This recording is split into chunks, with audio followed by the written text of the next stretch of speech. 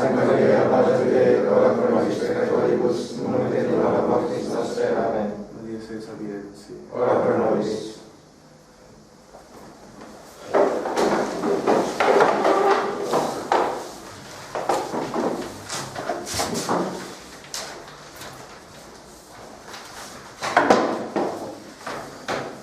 This lecture is divided in 6 parts, 6 paragraphs. The titles are all in Latin. So the first is Initium Doctrinae sit consideratio nominis, the famous scholastic aphorism. Let us begin then following the counsel of the ancients by considering the meaning of the word Americanism, which is in no way univocal. It in fact covers a multiplicity of meanings, and these moreover have different scopes. Philologically speaking, an Americanism is a word, expression, or phonetic, grammatical, or semantic feature that belongs to an indigenous language of America or derives therefrom, as well as a word, phrase, or another language feature that is especially characteristic of the English language as spoken or written in the United States. If we consider the term in Spanish instead of in English, the definition stands, and so Spanish dictionaries define it as word, expression, or phonetic, grammatical, or semantic feature peculiar to or derived from the Spanish spoken in countries in the American continent.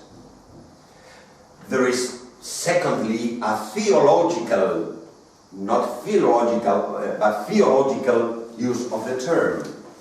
It developed during the last third of the 19th century, receiving its naturalization papers in 2 documents written by Pope Leo XIII that I quoted yesterday, the encyclical Longinqua Oceani, 1895, and the Letter Testem Benevolentiae, 1899, addressed to Cardinal Gibbons, Archbishop of Baltimore, in which the Lord Pope condemned the errors of Americanism.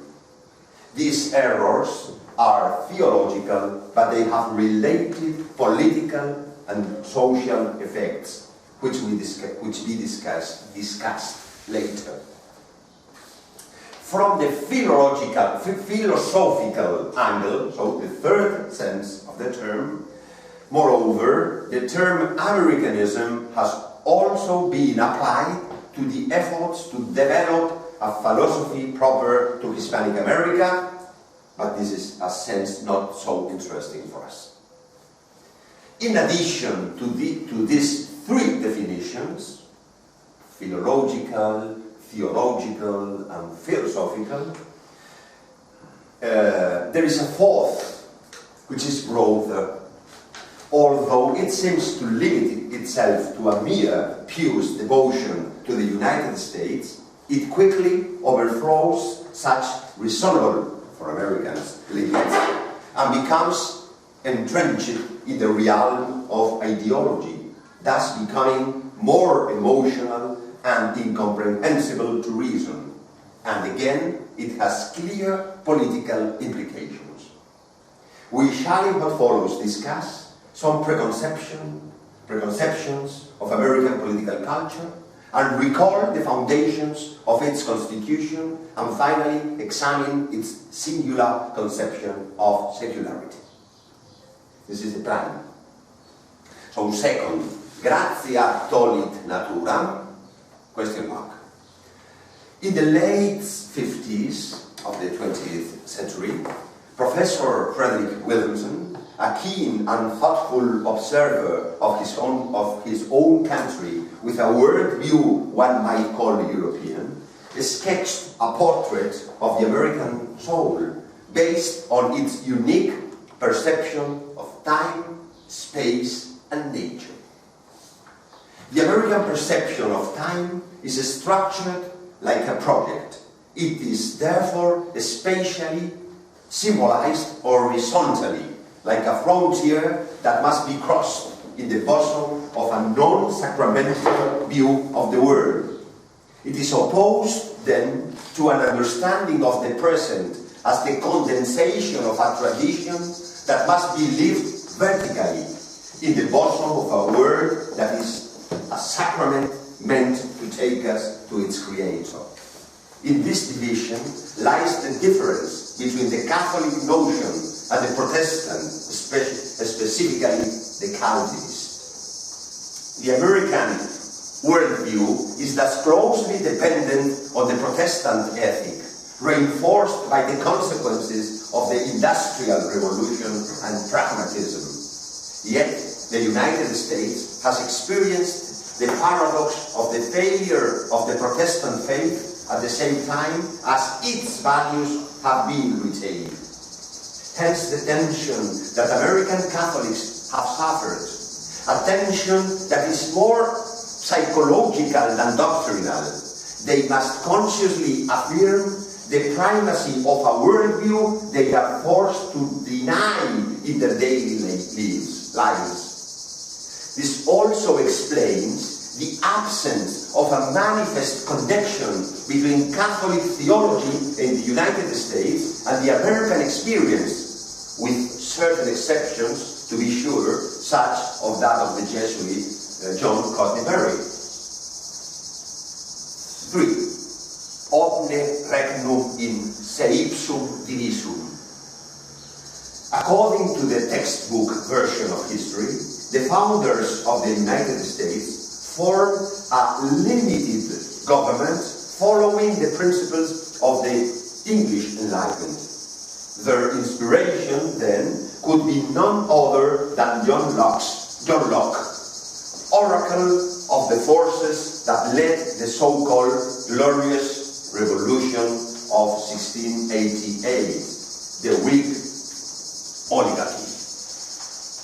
The Protestant dynastic claimants stood against the Stuarts, who were considered too close to Catholicism and inclined to strengthen royal power, thus threatening the Whig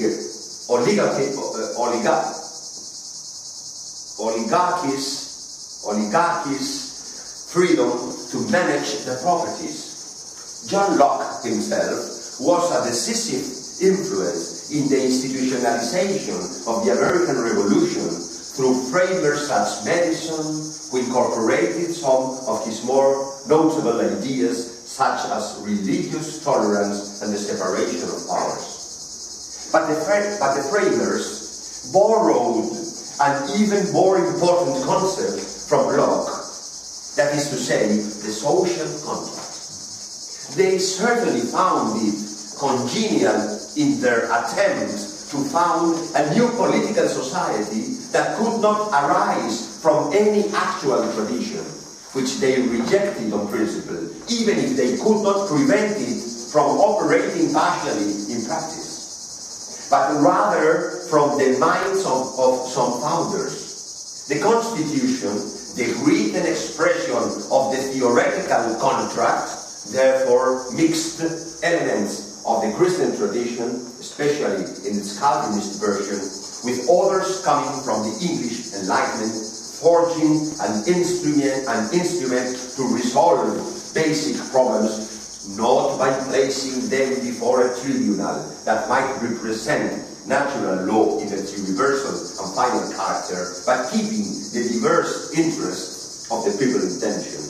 Lest one faction, presuming to represent the truth of the law, the very essence of law, should subject the nation to its own will and particular ideology.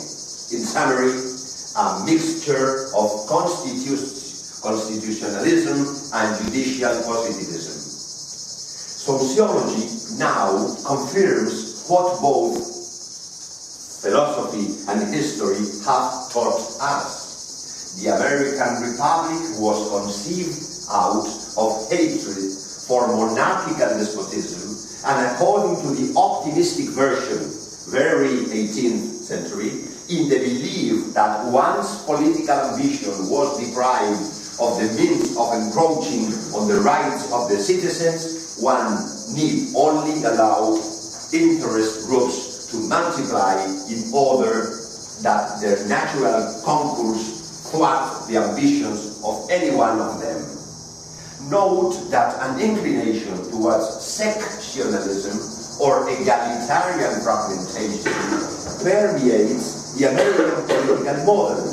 The separation of powers, federalism, the equality of churches separated from the state, and the lobbying of pressure groups. From a political perspective, the equilibrium of powers, the presidential system tempered by the bicameral legislature, the independent judiciary, and the role of the Supreme Court, a sort of collegiate monarchy, was the basis of the system created by the founders. Today, it has been manifestly altered by the increase of the powers of the president and the concomitantly diminished importance of Congress and of the vast bureaucracy that surrounds him, that has, with the connivance of the Supreme Court, crushed the states' rights like a steamroller. This change has also come about as a result of factors such as the decline of voluntary associations and even of political parties in favor of pressure groups, starting a process of feudalization, the mass homogenization of cultural life, and the supremacy of communication media given to infotainment. 4. Et mancipiorum et animarum hominum. The American success story is rooted in 3 factors already identified by Tocqueville as keys to its vigor: liberal individualism, egalitarianism, and pluralism. Pluralism, on the one hand, guarantees a place for the liberal mentality, centered on success and the right of all to unlimited consumerism, and on the other hand, stimulates egalitarianism, which provides the market with ever more participants and consumers.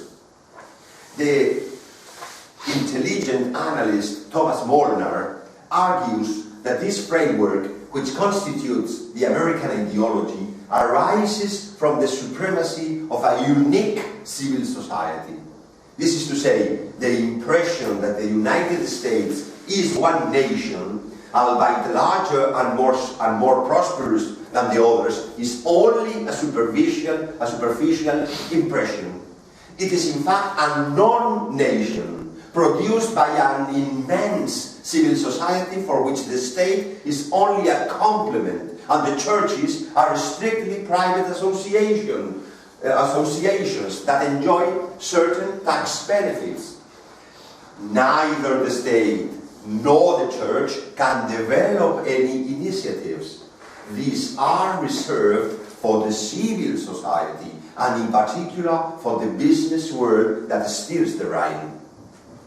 Liberalism is thus exalted as the ideology civil society has adopted to free itself from church and state.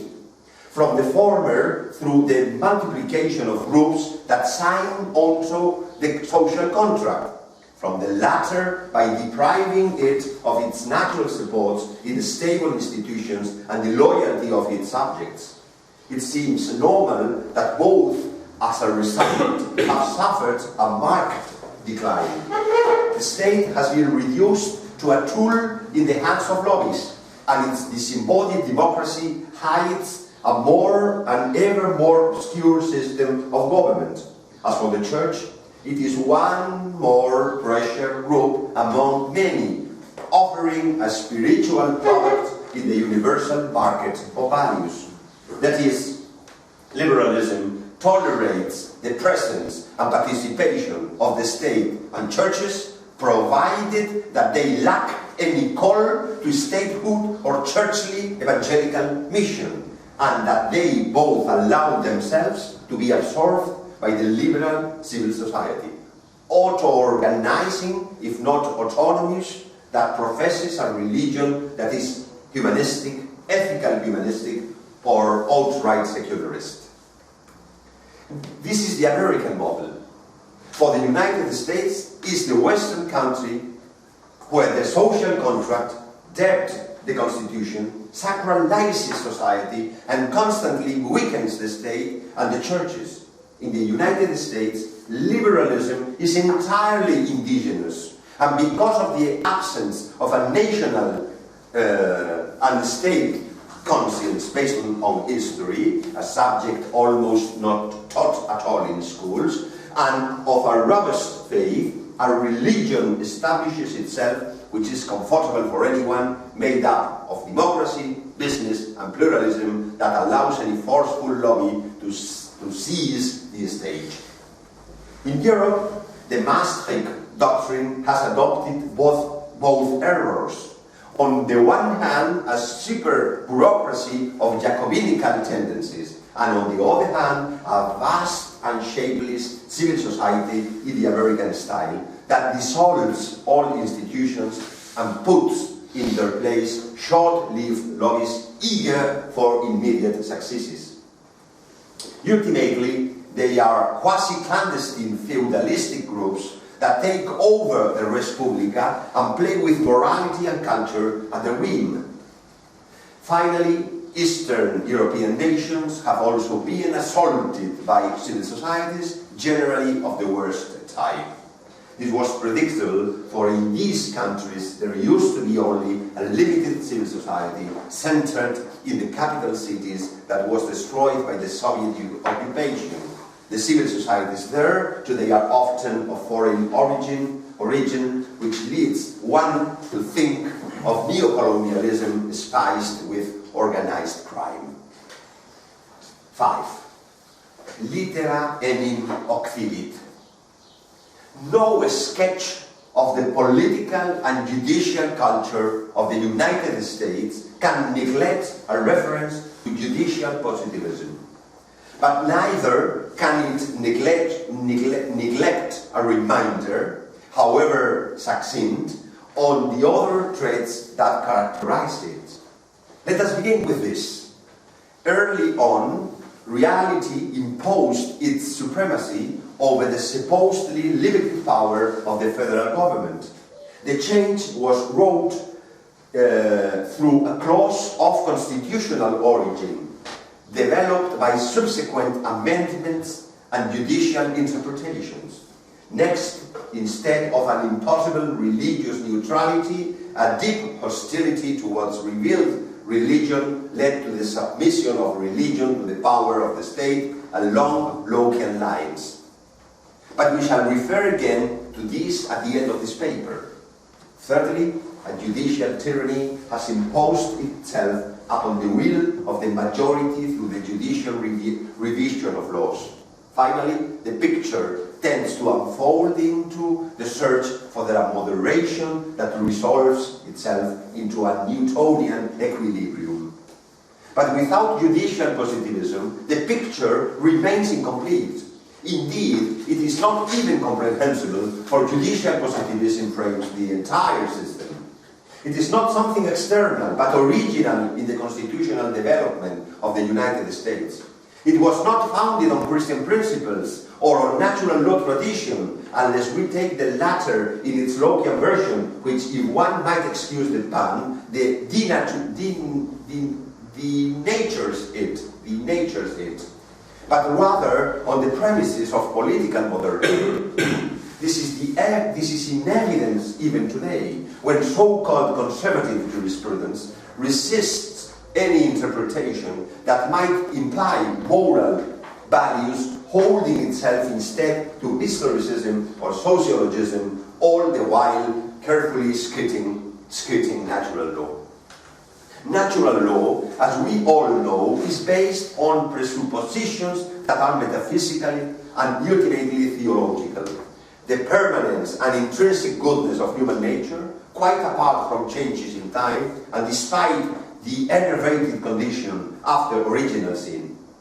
Evolutionism and Protestantism, contrariwise, respectively deny each of these conditions, and both Enlightenment evolutionism and Protestant theology were doctrines entrenched in American soil when the Federal Republic was founded. This Newtonian constitution, which worked for a while according to some, is nevertheless today undermined by a democracy based on public opinion that contemns natural law. One might argue that Europe has experienced a similar process, which is true. However, there has plenty of criticism for these European systems directly tied with the totalitarian paradox of Rousseau, if not directly with Jacobinism or even the Reign of Terror. Yet many eminent analysts continue to proffer their greatest encomia for the English Enlightenment and its political achievements. Think, for instance, of the position expressed by then Cardinal Joseph Ratzinger about how a liberal society remain free and open, and how the idea of human rights is in this sense, and above all, a revolutionary idea. It stands against the absolutism of a state, against the arbitrary will of positive legislation. Such a position ultimately comes from Locke and a prisoner of the opposition to the modern state. 6. Optavi et datus est mihi sensus. Throughout these pages, we have dealt mainly with Americanism as in the 4th definition mentioned at the beginning, although we have alluded to elements connected with the 2nd sense. It is to this definition that we shall dedicate our last reflections, approaching it from the political angle, for a central pivot united the theological premises and the political consequences.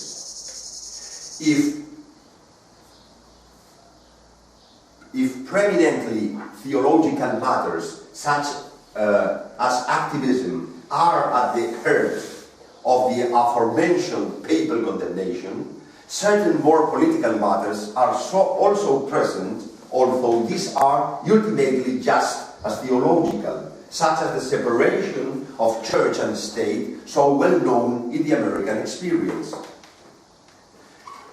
Indeed, one of the main tenets of Americanism is the elevation of this separation to an ideal. About this, too, Cardinal Ratzinger has expressed a very questionable perspective. While speaking to Vatican Radio about the European and American attitudes towards different religions, he affirmed, "I think that from many points of view, the American model is the better one. While Europe has remained bogged down in Caesaropapism, people who did not want to belong to a state church went to the United States and intentionally constituted a state that does not impose a church and which simply is not perceived as religiously neutral, but as a space within which religions can move and also enjoy organizational freedom without being simply relegated to the private sphere." On this point, it is Ratzinger who is talking. On this point, one can undoubtedly learn from the United States, as it is a process by which the state makes room for religion, which is not imposed, but which, thanks to the state, lives, exists, and has a public creative force. It certainly is a positive way. It certainly is a positive way. This, of course, is pure Americanism. Indeed, it is frequently described as secularity. We have some problem with the translation at this point, because perhaps I'm going to remain with the French words, better than to translate secularity and secularism, I prefer to remain with laïcité and laïcisme. Because because of semantic reason. To begin, laïcisme and laïcisme and laïcité are two related terms with interrelated meanings. The former has the suffix ism, indicating an ideology. It is a liberal ideology based on the marginalization of the church from human and social realities. Indeed, the rationalist naturalism put into practice by the liberal revolution and condemned by the magisterium of the church was that secularism, laïcité. This latter is related to the situation created in the late 18th century France by the liberal ideology, and thus laïcisme and laïcité are two terms expressing the same idea. This is very important, extremely important, because you know Ratzinger wanted, and John Paul II the same thing, wanted to distinguish between la sainte laïcité against laïcism as contrary to religion. But laïcisme and laïcité as terms has the same root and the same meaning. So there are not different versions in the beginning. Today, however, some are interested in contrasting them, especially clericalism. We have talked yesterday about the meaning of the term clericalism using the term as employed by Augusto del Noce. So the subordination of Catholic political and intellectual discourse to the dominant political and intellectual discourse of the time. They seek to distinguish aggressive secularism, aggressive laïcisme from respectful secularity, respectful laïcité.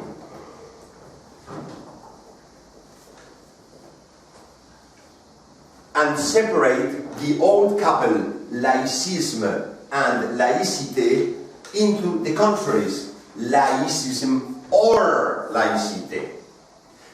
But is such a split warranted? Or it is merely the same ideology viewed under different lights? There is one indication of singular relevance that leads us to the second possibility. The insistence of the henchmen of secularity, laïcité, to respect the separation between church and state with its concomitant rejection to the ideal of the Catholic state. However, the church cannot, without betraying her mission, cease to affirm that there is a single moral and natural law which she safeguards and unto which all political power must subject itself. This is the essence of the Catholic state. State understood as the classical political community rather than in its modern sense, which in Protestant terminology is called the confessional state, and which traditional terminology presupposing a social majority calls Catholic unity. John Paul II, in one of the last acts of his pontificate, on 11 February 2005, addressed a letter to the French bishops on the centenary of the 1905 French law on the separation of church and state, condemned by St. Pius X in Bere Internos. John Paul II's letter begins contrariwise, saying that correctly understood, the principle of laicity, to which your country is deeply attached, is also part of the social teaching of the Church. An equivocal phrase, especially if one considers that the letter is addressed to the French bishops on the occasion of a French law. But the ambiguity continues, for he recalls the need for a clear division of powers. For the first time, then, the call is not for the distinction of powers, but for outright division of powers. The equivocation is aggravated by the fact that the law of 1905 includes in its rubrics the very term division. Finally, the letter goes on to claim that just as the non-denominational status of the state implies the civil authority's abstention for interference in the life of the Church and of the various religions in the spiritual realm, it enables all societies members to work together at the service of all and of the national religion. Thus, one cannot escape ambiguity in this issue, even if one of the first acts of his successor, Benedict XVI, on the occasion of the presentation of the French ambassador's credentials, was to discreetly correct such affirmation. As my predecessor, Pope John Paul II, said, the principle of secularity, of laicity, consists in a clear distinction of powers. In any case, the consequences are serious, for the Church seems unable to reassert properly public Christian law. This is extremely important. For the first time, John Paul II used the term separation between the Church and the state. Separation, not distinction, because distinction is Catholic doctrine, but separation is liberal doctrine. Things were worse, were bad and worse, because the letter was directed to French bishops concerning an ancient French law, and using the terms of that law, the law that was condemned by St. Pius X. So, a disaster, a whole disaster. Ratzinger, in a certain sense, says, my predecessor said, but he did not tell us what really the predecessor said, but he reinterprets, and he said, my predecessor said, distinction, but distinction is what the predecessor should have said, but not really said.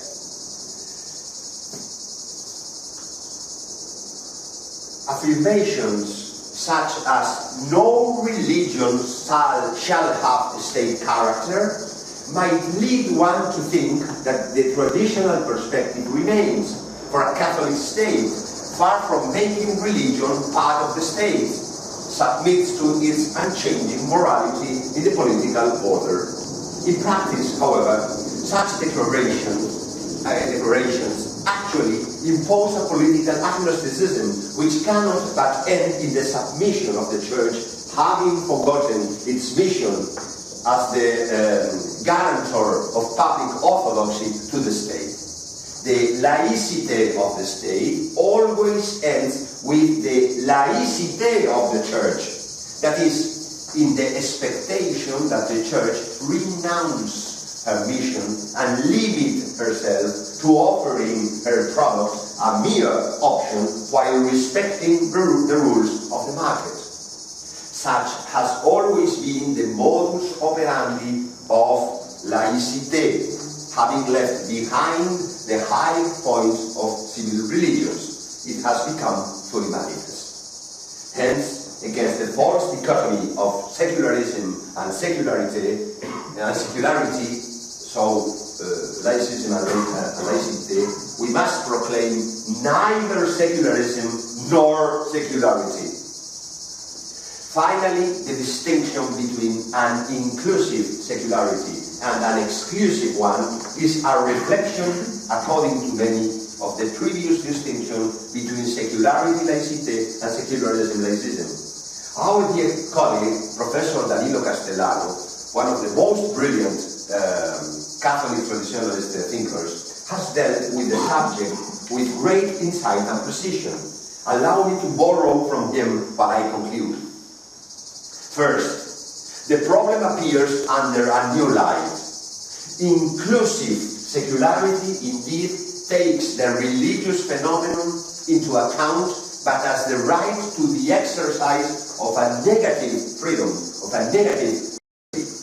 Therefore, judicial principles and rights do not come from nature, that of man or things, but on the contrary, judicial institutions become a prerequisite for law.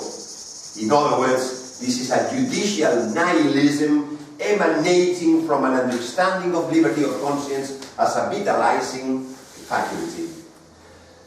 This is extremely important also, because, as you know, Pius XI once spoke about la libertà delle coscienze,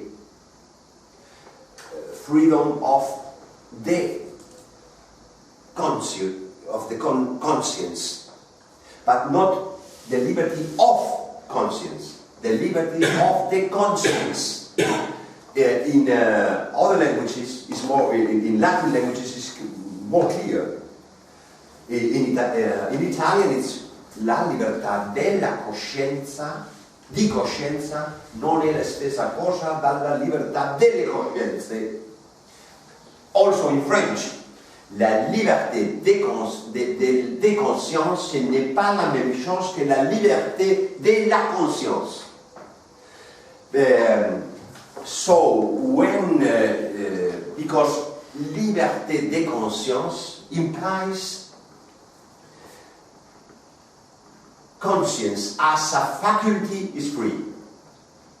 Liberté de la conscience is the possibility of the conscience to reflect natural law in it. So, when we talk about liberté de la conscience, we are not creating moral law, we are reflecting moral law in our conscience. When we talk of liberté de conscience, we are saying we are creating with our conscience the moral law. And that's the same thing for religious freedom. Ce n'est pas la même chose liberté de la religion et liberté religieuse. This is not the same thing, libertà di religione, che libertà della religione. It would be interesting to go on with such a discourse, but I stop here. And so we are presented with two ways, the French and the American. Although both are related to the current situation, the former, the French one, corresponds to the old model of secularism. It has been stripped of its militant anti-religious aspect, and so is inevitably attracted towards the latter, towards which it tends unawares. The French way, indeed, gives priority to the rights of the collective identity, so it suffers internal tensions when it emphatically proclaims liberty of conscience. The individual is free in the liberty of the state and in the bosom of the state. But the state, to be truly secular, must be indifferent to every option and every initiative. Thence has arisen the American way. The American way, the second one, It is the individual and not the state that has the right of exercising negative liberty. The state becomes an institution at the service of the endeavors of civil society and even in its radical version of individuals. But a neutrality of judicial institutions is impossible, and so neither is this way exempt from limitations and contradictions. Secularity, so it's worse the American way than the French way. The French way, inside the French way of laïcité, there was still the state and there was still the church. There was a wrong opposition between church and state, but both of them were. In the American way, state and church are dissolved in the pluralism horizon. Secularity, therefore, is a dead end. On the one hand, not only does it fail to solve any political or social problem, it aggravates them. On the other hand, inclusive secularity ends up being more absurd than the exclusive, for unlike the latter, it does not even seek a false spot of ideological solution that might keep some positive aspect, but instead enters directly into the land of nihilism. So the Americanism is going towards nihilism in a weak formula, while the ancient secularism was going towards nihilism, but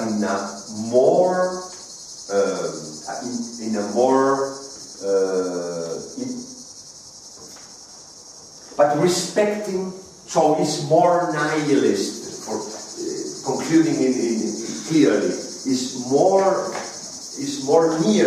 nearer from nihilism, the American way of Americanism, than the French way of ancient secularism. We have to fight against both of them. But today, the temptation inside the church, you have seen Jean Paul II, you have seen Ratzinger, not to talk about Francis, the temptation remains and is to accept a soft laicite against a hard laicism. So thank you so much, and we can discuss whatever you want about Americanism, about American Constitution, because I have done a presentation quite critical in what concerns the American political experience. So if you have some questions or some aspects to discuss, I will be happy.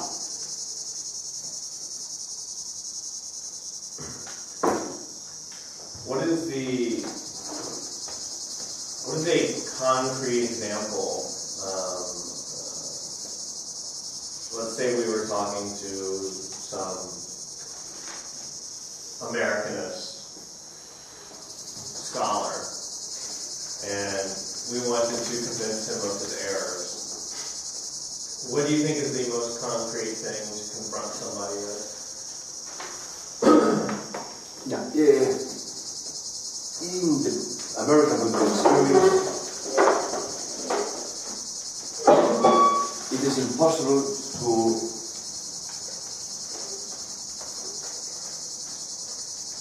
conserve some room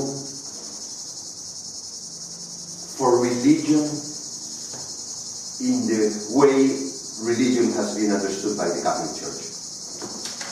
Because what is more important in the Americanist atmosphere is the civil religion of Americanism.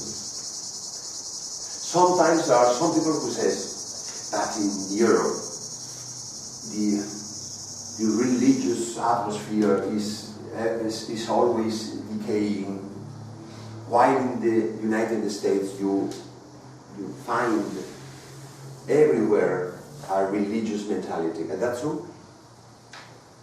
But that mentality is not the Catholic mentality, but the mentality of civil religion of Americanism, which involves everything. So Americanism is the main factor in the cultural, philosophical, and theological world in the United States. And if you are Catholic, but you are Americanist, there is no problem at all. But if you want to be truly Catholic, it's impossible to remain Catholic inside the Americanist mentality. So if you can explain clearly how Americanism degrades religion, philosophy, culture, so it's the more concrete explanation you could give to anybody you want to discuss to him. You're making a distinction between freedom of religion and freedom of the religion. The idea there is what Catholic Church supports is pretty much that not freedom of religion defined as both Catholicism and false religion, but pretty much freedom of Catholicism. Now it's very important, the distinction. The distinction, I have expanded a classic distinction made by Pius XI concerning conscience, la libertà delle coscienze, plural, against la libertà di coscienza, singular. I do not remember, I think it is the encyclical condemning Nazism that I cannot remember now, but it's clear. Mit Privatwort. Excuse me? It's in German. In German, mit Privatwort. Mit brennender Sorge. Mit brennender Sorge. Exactly, thank you. I think it's mit brennender Sorge, where Pope Pius XI made this distinction. It's extremely important, because I insist you can expand the argument from conscience to religion, because it would be the internal forum and the external forum. But the argument, the structure is the same. And on the one hand, if you are thinking that freedom of conscience implies that my conscience, as a faculty, I can use it as I want. So conscience is the rule of morality, but a rule of morality independent from natural law, moral law. So it's a subject rule of morality independent from the objective rule of morality. But if you say, I defend, as the Pope said, la libertà delle coscienze, so freedom of the conscience, in plural, the consciences, in plural, you are saying, you are recognizing that conscience is an instrument you have to concretize, to apply the objective moral law to the concrete situations. So it's not an independent faculty, but a mirror in which you can reflect the moral order. So it's extremely important, and the same thing serves for religion, but not concerning the internal forum, but the external forum, as the theologians say. So I insist, there is a very interesting article by Professor Danilo Castellano, in Italian, but translated by me in Spanish, concerning this distinction, and explaining precisely the meaning of the two terms.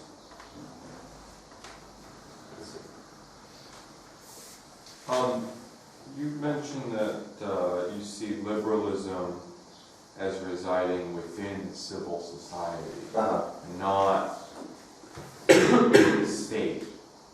I'm wondering if you could explain that a bit more specifically, how you're defining civil society, because it would seem to me that the government or the state has a large role to play in housing or instantiating liberalism and the ideology of liberalism. Particularly in the American context, I'm thinking as the state grows through the Civil War, through the Progressive Era, through the post-World War II era, it's really the dominating force for promoting liberalism, where civil society can be a check on that. So how do you see civil society as being the thrust? It's very interesting. Thank you for your question. 15 years ago, we had a debate with Thomas Molnar. Thomas Molnar was, I do not know if you have heard of him. He was an Hungarian from Hungary, exiled. He lived in the States. He hated the States, the United States, really.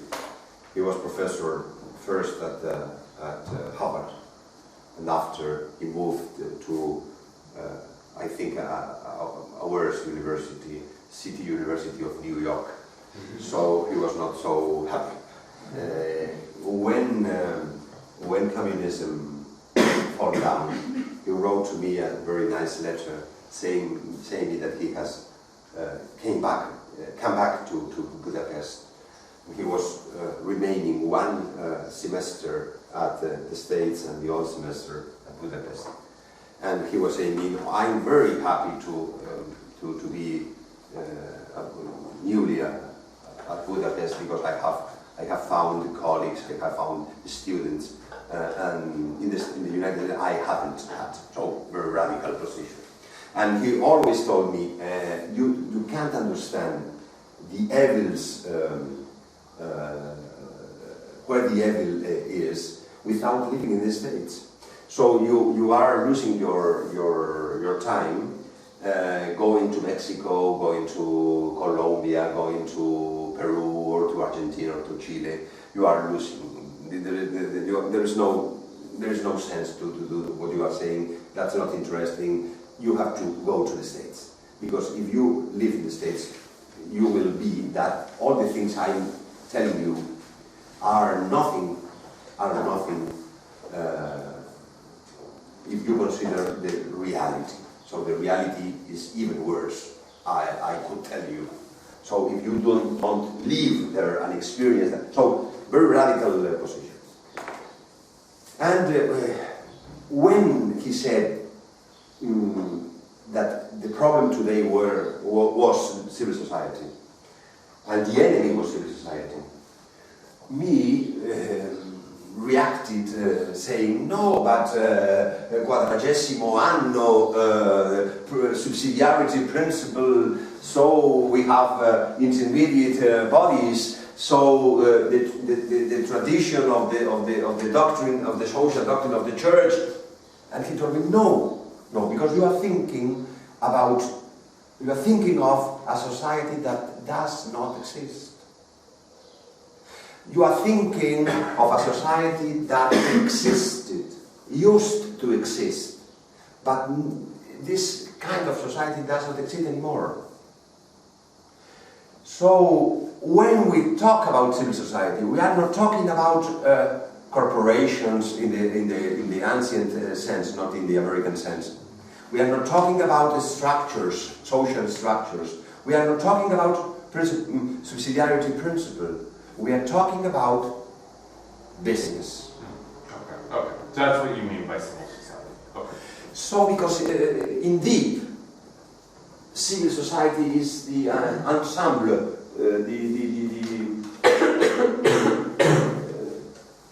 integration, agglomeration of business, mainly.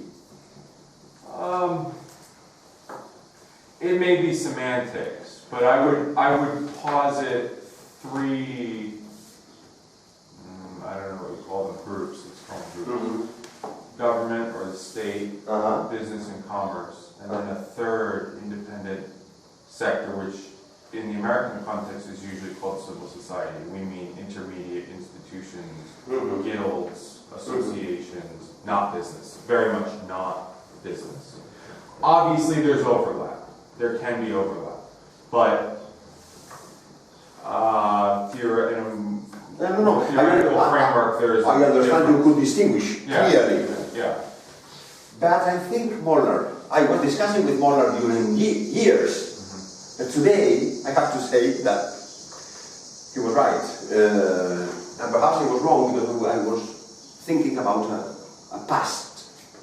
But in reality, when we think that civil society is better than the state,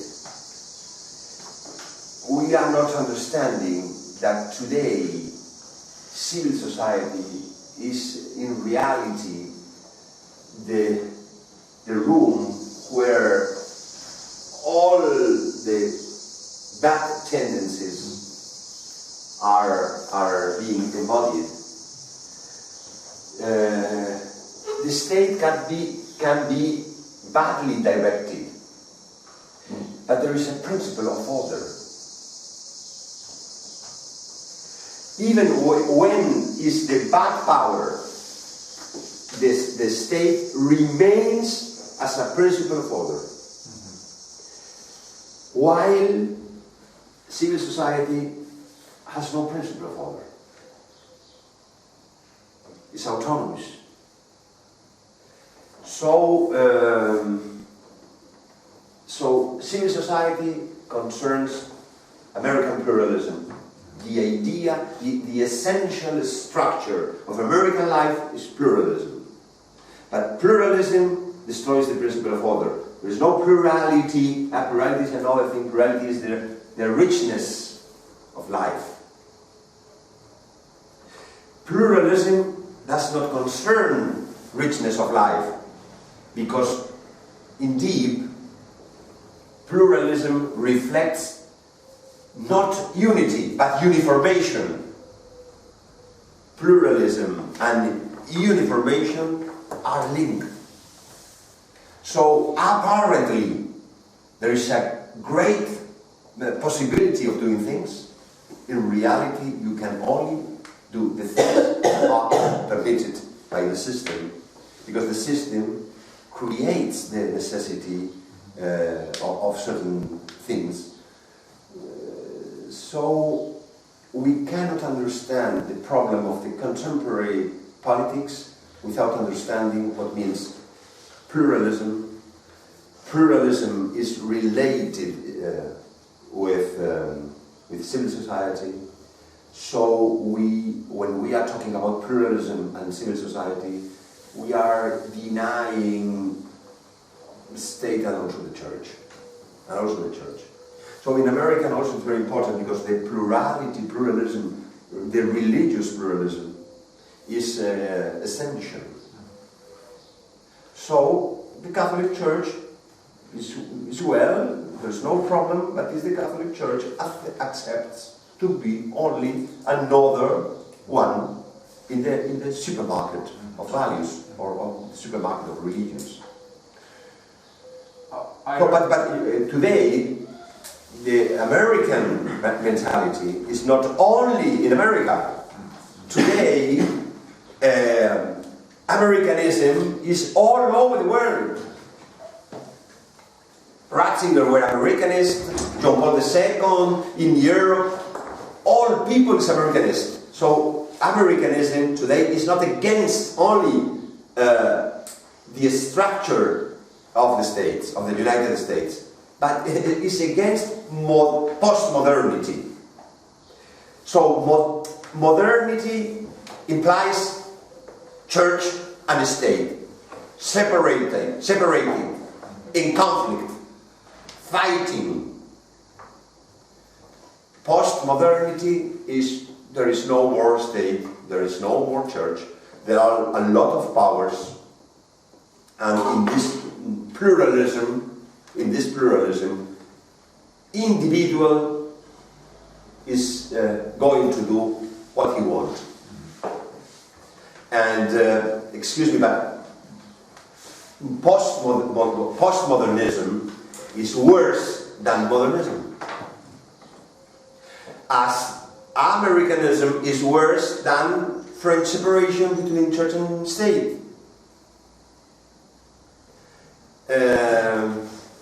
So this is the key of the political problem, of the contemporary political problem. Well, I think you let the government off too easy, because especially if you're talking about civil society in a business context, as you are, the role of the state in the corporatism and the big business and the crony capitalism that we see today cannot be underestimated. I mean, the corporatism is only enabled and made possible in many contexts by the policies enacted by the state. But in the past, was the government who ruled society, the business, etc. Today, business is ruling the government.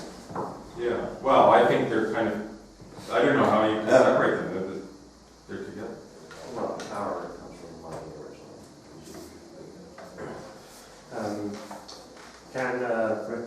Is revolution ever justified?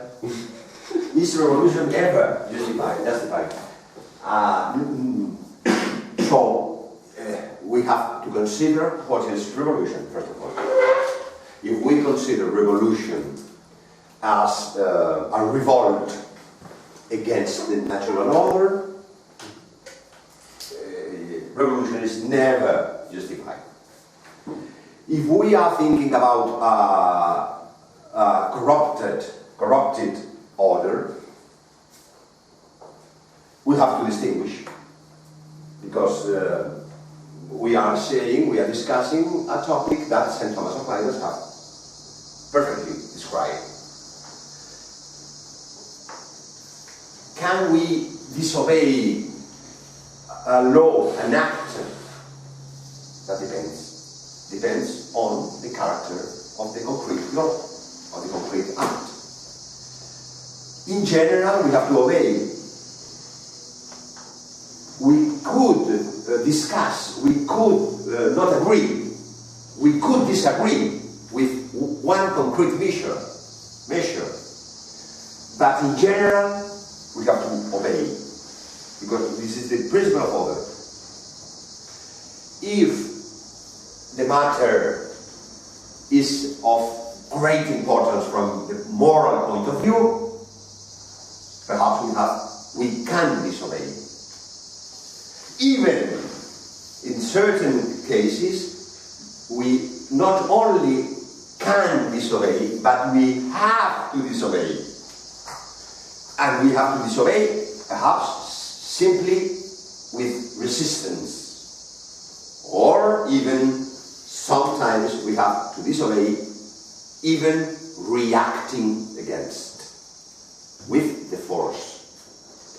So, the question you have formulated, it is impossible to be answered without doing distinctions. Because we are discussing, for instance, the problem of the justified war, guerra justa, just war, or even tirannicidio. We have to, the scholastic philosophy have studied all these problems, have discussed, for instance, in what concerns tyrannicidium in English? Tyrannicide, thank you.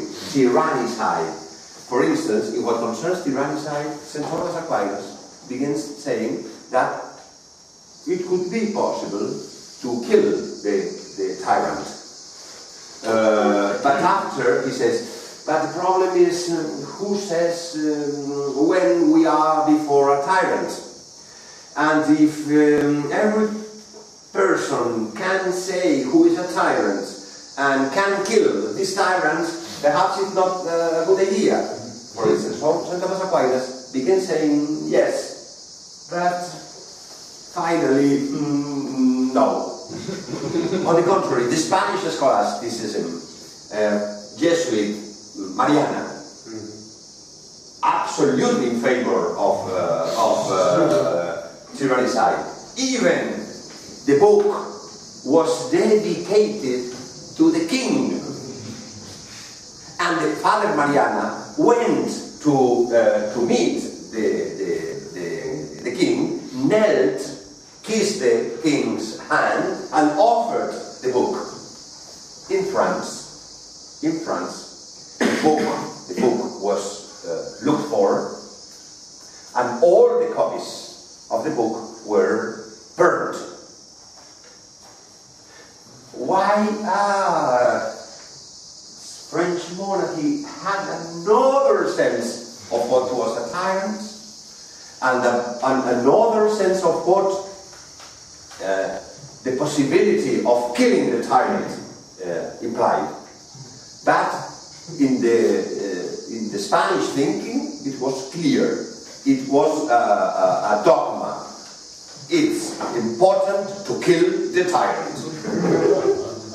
But St. Thomas more discreetly distinguished. So you can, I prefer begin with St. Thomas. If we have to finish with Father Mariana, I have no problem at all. But for the beginning, perhaps it is better to remain with St. Thomas. So distinguishing how, when we have to, or we can, or we have to disobey. And finally you killed him. So, as citizens of an Americanist republic, what is our civil duty, and how are we supposed to... Civil duty. Yeah, how are we supposed to take ideas that involve the rejection of so many of the principles of our government and of civic participation in the United States, and how are we supposed to act on that? This is a great question and a great problem. You know, I think the independence of the republics of Spanish America were incorrect and just. But after 2 centuries, we cannot deny there are countries and there are governments and there are certain common good. So you have to contribute to common good, and you have to obey, and you have to participate, and you have to be a member of that community. Because things are things. You can contra facta non valet argumenta. I can discuss theoretically the independence of Chile was a disaster, unacceptable. I think so.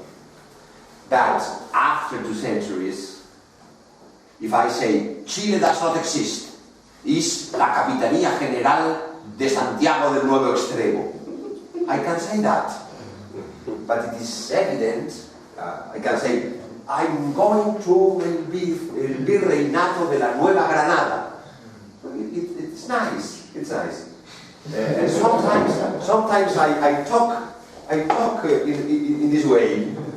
But if I'm not mad, I have to realize that there are countries, governments, so we have to search the common good in these countries and within these governments. I don't know if the question was that. Yeah.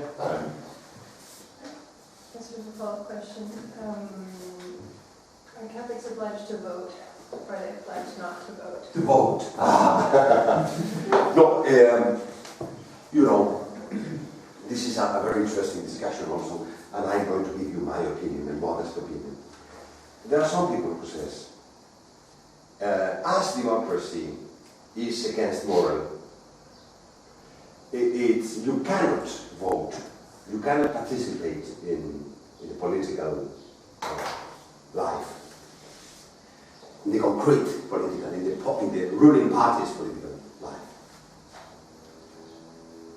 That, and sometimes, quote, Pius the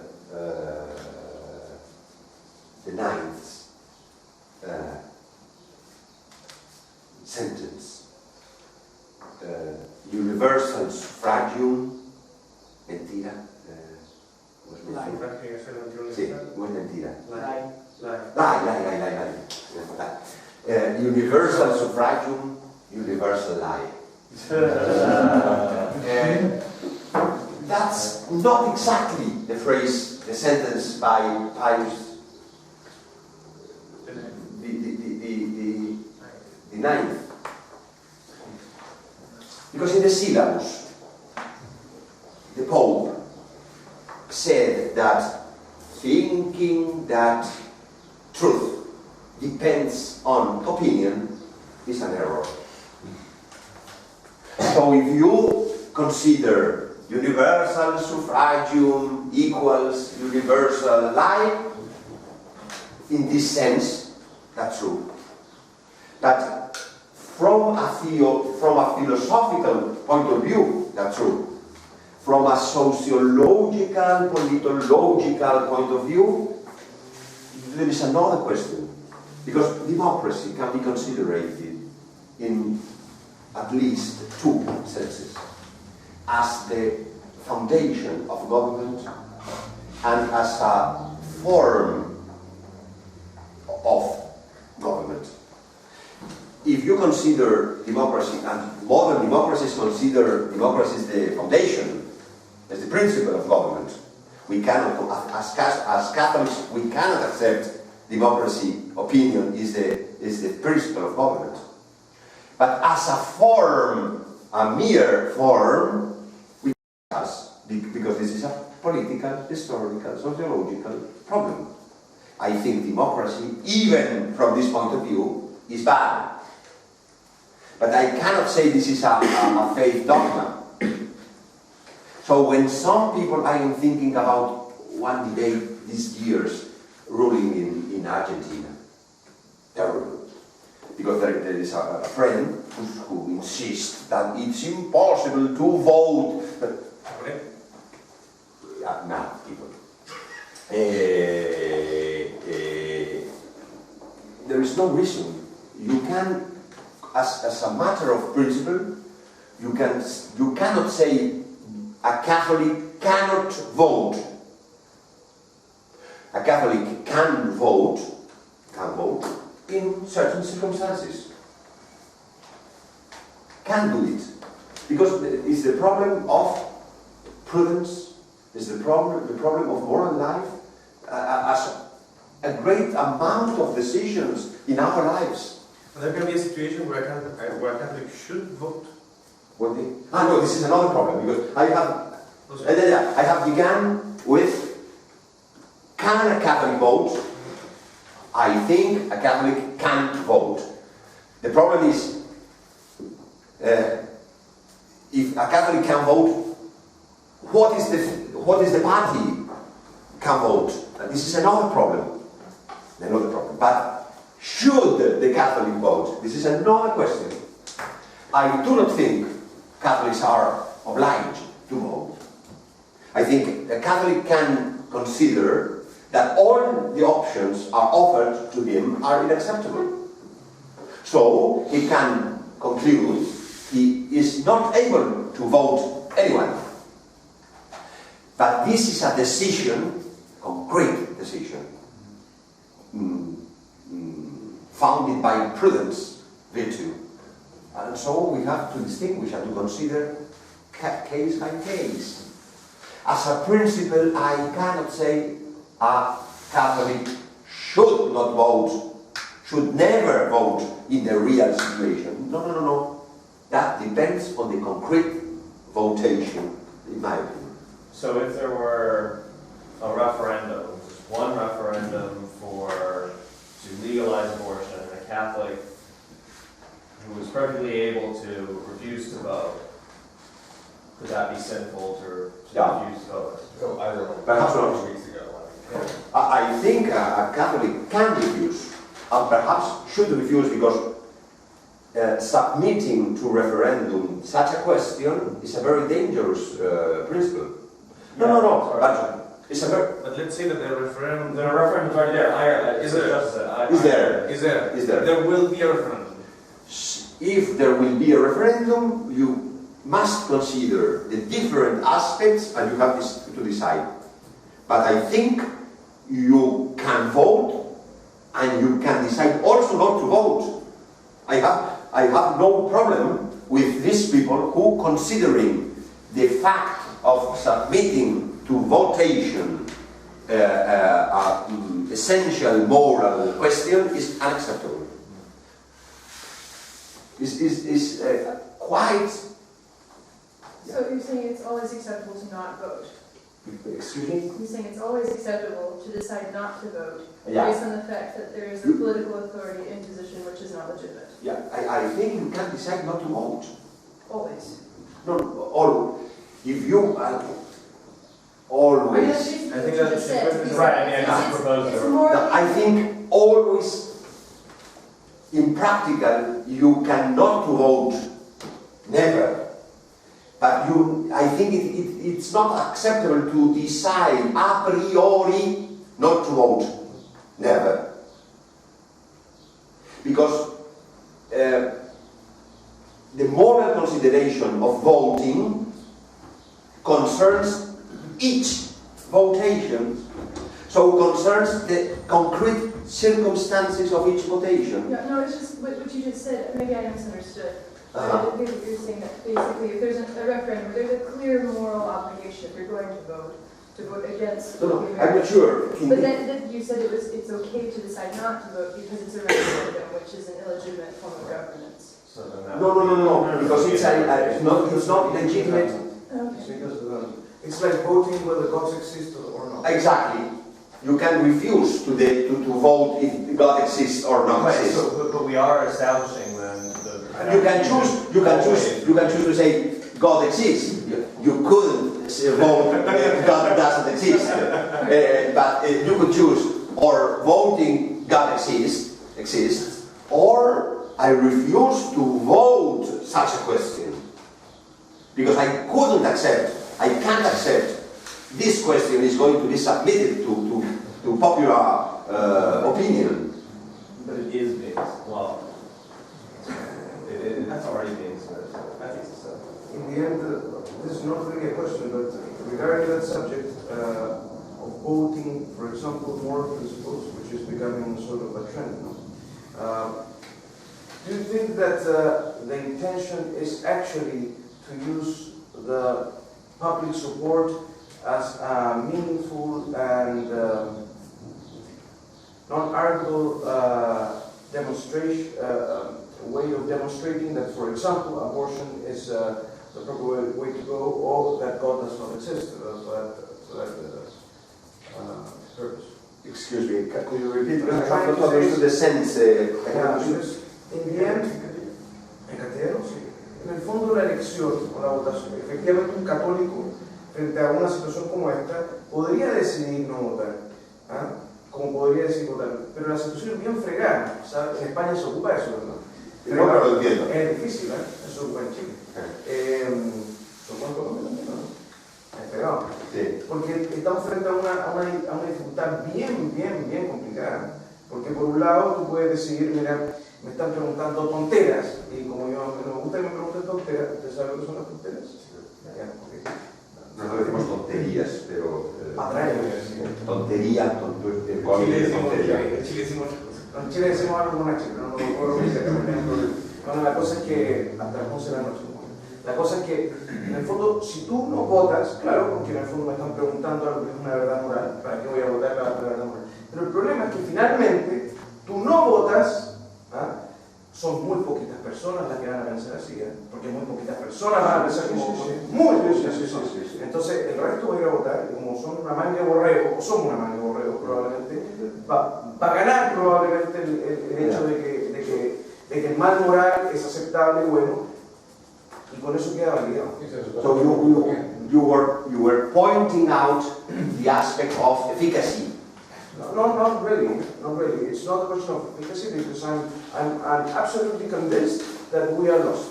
I still have faith and hope, obviously, so supernatural. But we're lost.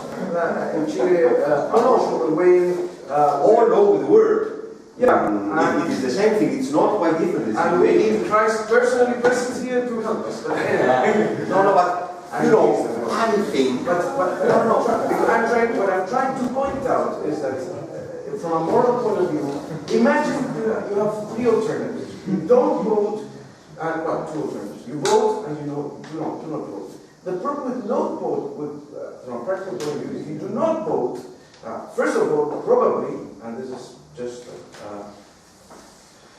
probably you will be the only one who thinks that it's not reasonable to vote, because the rest will vote, especially if it's a moral person. And second, then it comes. You will not vote, hence a good vote will be lost. You will lose anyway. But in the end, what they will use, the liberals obviously, they will use the high percentage of participation of one particular vote against the moral truth, and it will be canonized. You could consider this aspects for deciding yourself to vote, but I'm not sure that's obligatory for everyone to arrive to such a conclusion. Do you follow me? I'm not talking about efficiency, because I think... Yes. Well, even if you lose... But a certain component of... statement. Excuse me? I mean, I think that's part of it too, is that another factor to consider is that, let's say 51% are going to vote, for abortion. But then a large group of Catholics says, well, we know 51% are already going to vote for abortion, so we won't vote at all. And now the vote ends up being 75% for abortion. That might also have to be part of the moral equation of deciding whether to vote, because that does make, it's not just whether the law is effective or not, it's that a political statement's been made. But I mean, that can go both ways, and this is where active non-participation comes in, right? Because the state will claim a greater legitimacy to the referendum if they have 70% turnout, and if they have 55% turnout, there's less legitimacy, right? Right. There is another example in Italy during the 80s, the problem of abrogation of a certain abortion law in a certain less area, but affirming abortion, confirming abortion. This is a very delicate question. So you should vote for changing a worse law into a bad law. Because moral evil is never acceptable. That's a principle that underlies that question. But voting if God exists, or voting if abortion could be legalized, you have to consider if this is a moral evil or not. Would you personally vote? I'm not sure. I do not know, because perhaps that depends on a great the situation is very important. I think very sincerely we have to come back to prudence. We have to come back to the study of St. Thomas' Treaty of Prudence. We have the problem of the Catholic word, the traditionalist Catholic word, progressive. It's another thing, but. Inside the traditional Catholic world, we have become legalists, we have become rationalists. So, the principles, the consequences. But the consequence, but between the principles and the consequences, between the principles and the moral judgment we have to do, there are a lot of circumstances that we have to consider. Practical science. Because we are talking about politics, we are talking about ethics, we are talking about jurisprudence, and other moral sciences, practical sciences in the sense of Aristotle. So, if there are practical sciences, we have to consider circumstances. And if we do not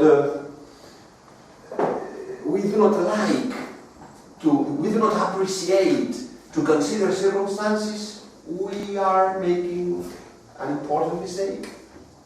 We have to insist and to prepare ourselves for applying principles to the concrete reality, but considering circumstances. Not becoming moralists, not becoming dogmatists, because there are some dogmas, but there are a lot of things which are not dogmatic. And there is a temptation inside our world to consider all as dogmatic. And there are a lot of things which are not dogmatic at all. So, being in our pluralistic society, there seems to be the options before us seem to be kind of supporting more of an Americanist view, where you have pretty much you pretty much just respect various religions, and you don't distinguish between them. You don't enforce laws over them. And then there seems to be another view that wants to kind of get rid of religious protection in favor of more, again, it would seem like more of a French view of the state being paramount. I was not defending separation between church and state. When you are talking about separation between church and state in France, you are distinguishing clearly state and church. The thing is not to oppose both of them, but to unite both of them in a moral sense, not in a bureaucratical sense.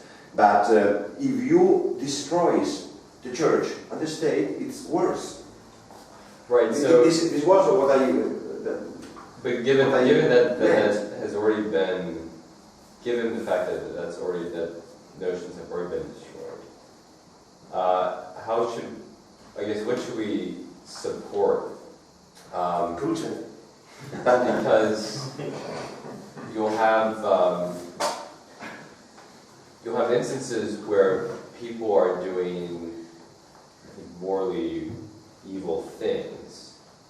I don't know, like a black mass or like a satanic mass or something like that.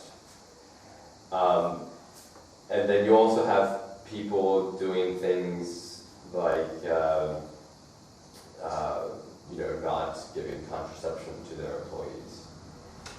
It seems like the system of laws we have will either allow both of those, or will, if you want to stop the satanic mass, then you also have precedent for like mandated contraception. You could also have. So which one do we choose? Do we choose the one where the state can say, stop your religious practice? No. Or do we choose the one where the state is just cannot go near religion? But this is the opposition between the American and the French system. However, I prefer a system where the church and the state remain. Okay. So, but doesn't it seem, given the fact that there's already been this degradation, doesn't it seem more prudent to support the one that offers more protection to But what is the system who offers more protection?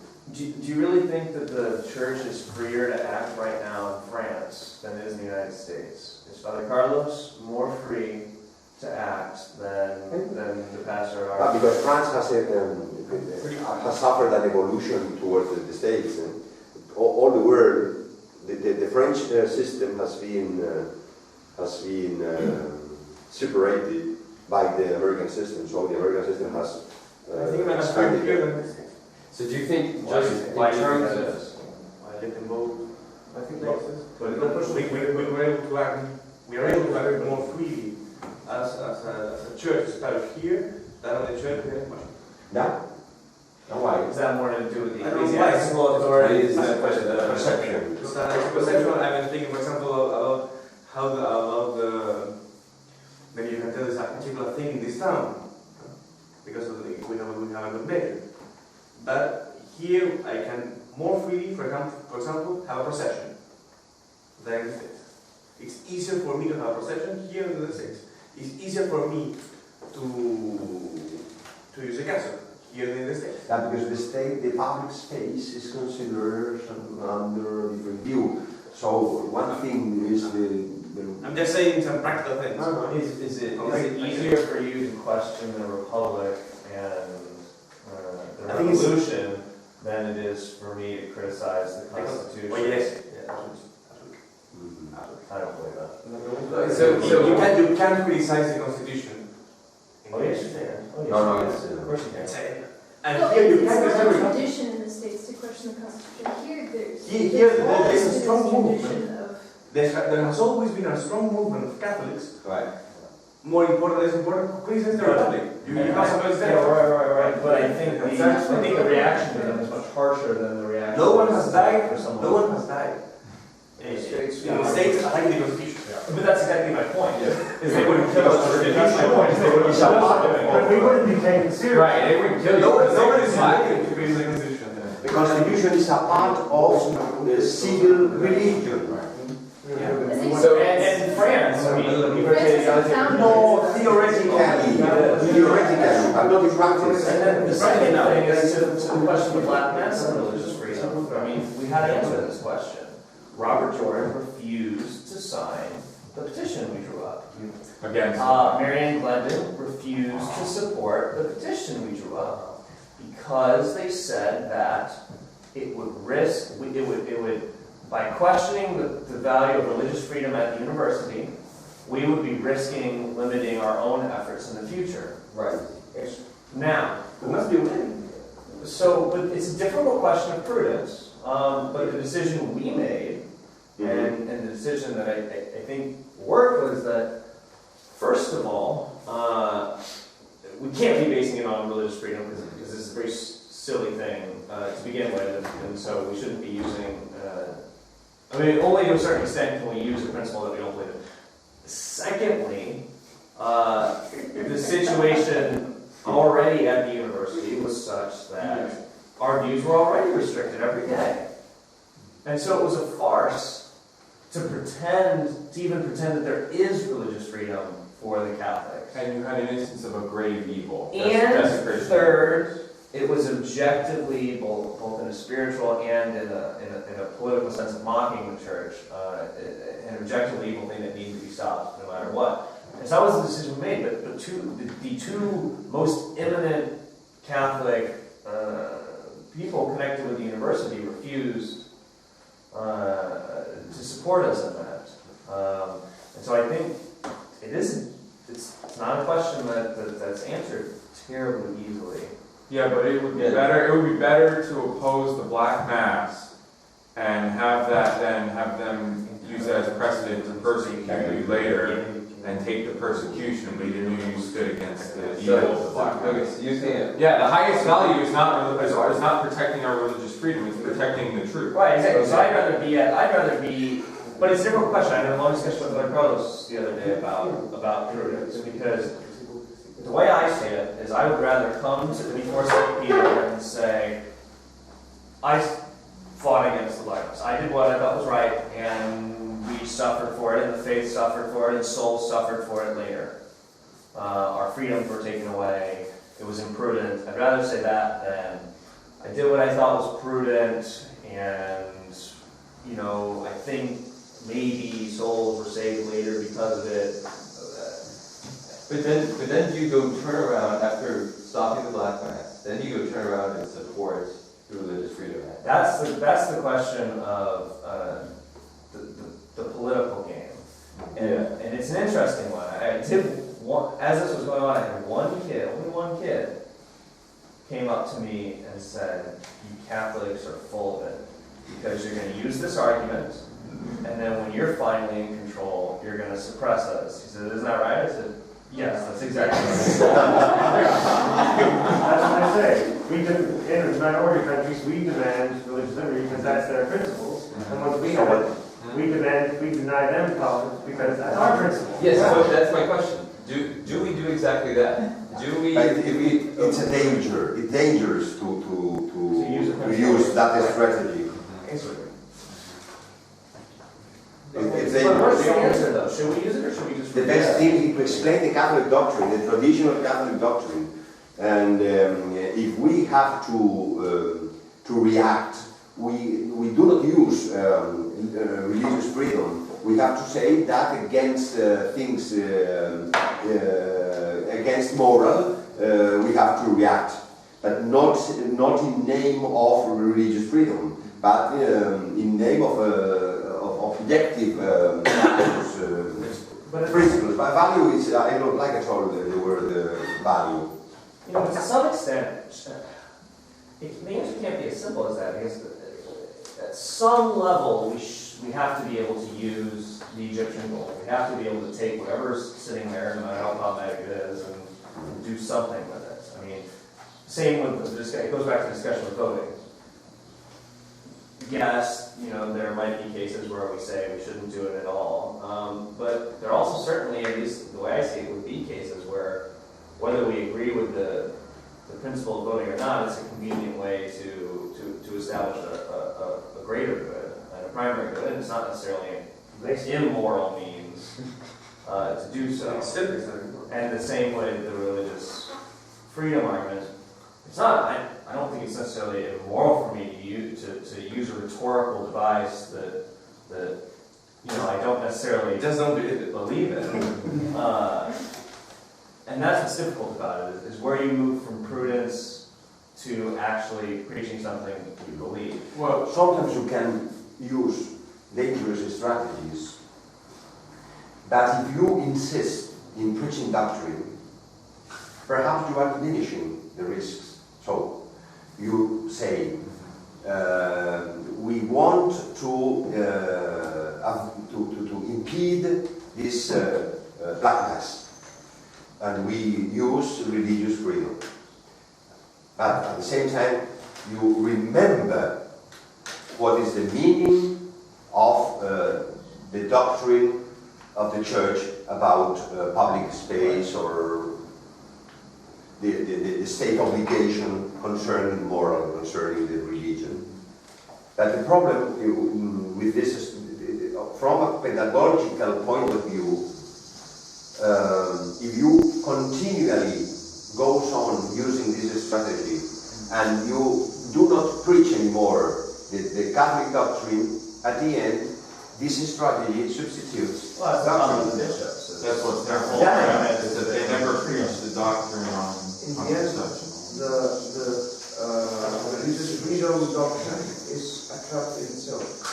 Yeah. Because in the end, if you forget that one of the foundational or founding natures of our church is that it's missionary, then you're dead. Because in the end, with this freedom thing, what you do is you come up with agreements that in the end you are frozen. Okay, you will be certain authority will be respected. You will have an international passport to go throughout the world and to say funny things in different funny languages. Sometimes makes stupid mistakes, as you have pointed out previously, and then you will fix him a bit with a funny rhetorical device, saying, "My beloved predecessor said," but in the end, you are absolutely frozen. You're frozen. Because we actually have a historical example to go by, and the historical example should give us some real comfort that what you had in the first century BC in Rome was a demagogic, slightly oligarchic, slightly democratic system. And by the end of the 4th century, you have a fully functioning Christian empire with no constitutional revolution. No, the form of the Roman Republic endured, right? They did not change the concepts at all, but they completely changed the meaning of everything. They transmuted all Roman values and gave them a new Christian meaning. So we can take all of their language and completely empty it of meaning and give it a new Christian interpretation. And that's, I think, the way forward.